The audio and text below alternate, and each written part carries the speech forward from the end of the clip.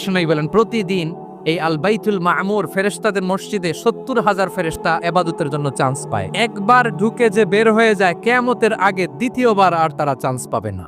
ওইটা শেষ, এরপরে সিদরাতুল মুনতাহা সীমান্ত বৃক্ষ, এটা আরো বড়। ফেরেশতাদের জ্ঞান সীমানা ওইখানেই শেষ, এর উপরে কি হয় ফেরেশতারা আর জানে না। সিদরাতুল মুনতাহার এরিয়া শেষ, এরপরে শুরু হয় আল্লাহুল মাহফুজ, কোরআনের বাড়ি। এটা মিন দুররাতিন বাইদা, সাদা ঝকঝকে ডায়মন্ড দিয়ে আল্লাহ বানাইছে। আমাদের সবার তাকদীর ভাগ্যলিপি ওইখানে লেখা। ওইটা শেষ, এরপরে শুরু হয় লা জামান লা মাকান এরিয়া। ওইখানে কোনো জামান নাই, মাকান নাই, no time no space area শুরু। ওইখানে কুরসি, যেখানে আল্লাহ পা রাখেন বা কুদরতি পা রাখেন।